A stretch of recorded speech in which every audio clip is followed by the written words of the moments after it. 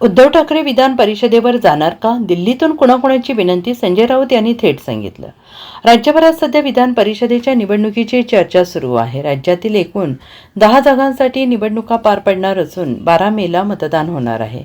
बारामती आणि राहुरी विधानसभा पोटनिवडणुकीनंतर आता महाराष्ट्रातील राजकीय वर्तुळात याचं लक्ष या निवडणुकीकडे केंद्रित झालं आहे. 12ला मतदान आणि दुपारी लगेच मतमोजणी होऊन निकाल लागणार आहे. त्यामुळे आता सर्वच राजकीय पक्षांमधील नेत्यांची विधान परिषदेवर निवडून जाण्यासाठीची मोर्चे बांधणी सुरू आहे. संख्याबळानुसार भाजपच्या वाट्याला 6, शिवसेना 2, राष्ट्रवादी 1 आणि महाविकास आघाडी 1 अशी जागा येणार असून त्यामुळे मवियाकडून कोणाला संधी मिळणार अशी चर्चा सुरू झाली. यावरून खलबतं सुरू असताना उद्धव ठाकरे यांच्या नावाची जोरदार चर्चा सुरू असून काँग्रेसचे प्रदेश अध्यक्ष हर्षवर्धन सपकाळ यांनी नुकतीच त्यांची भेट घेतली. विधान परिषदेसाठी काँग्रेस NCP दोघांचाही पाठिंबा असून हा उद्धव ठाकरेंना आहे असं म्हणत शिवसेना ठाकरे गटाचे नेते संजय राऊत यांना उद्धव ठाकरेंच्या भूमिकेबद्दल विचारण्यात आलं. त्यावर राऊतांनी दिलेल्या उत्तराची चर्चा रंगली आहे.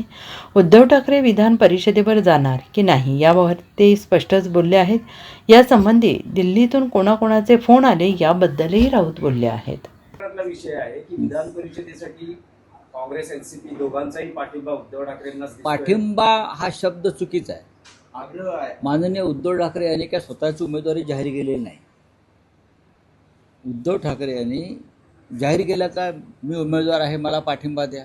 पण राऊत साहेब, पण काँग्रेस NCPचं म्हणणं आहे की उद्धव ठाकरे उमेदवार असतील तर ही निवडणूक बिनविरोध होईल, कारण ते एकमेव व्यक्ती आहेत महाविकास आघाडीत जे सध्या या जागेसाठी अत्यंत योग्य आहे. हां, हे बरोबर आहे. काल काँग्रेसचे अध्यक्ष हर्षवर्धन सपकाळजी मातोश्रीवर आले. त्यांनी उद्धवजींशी सविस्तर चर्चा केली.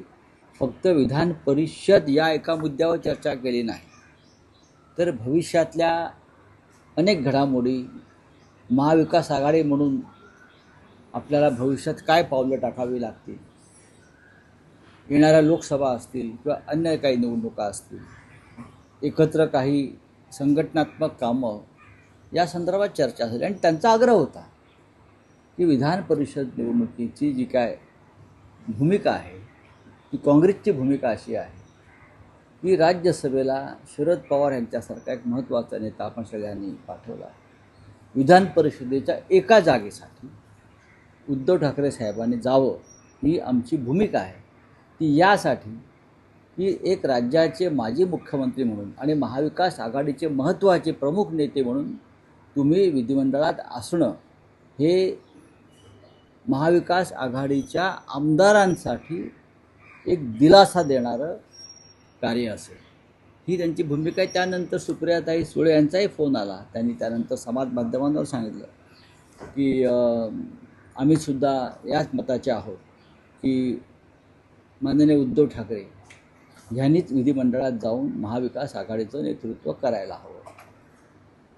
प्रदेश राष्ट्रवादी काँग्रेसचे अध्यक्ष शशिकांत शिंदे यांचा दूरध्वनी आला की आम्ही आमचं डेलिगेशन घेऊन उद्धव ठाकरेंना भेटायला येत आहोत की आपणच विधिमंडळात जायला हवं.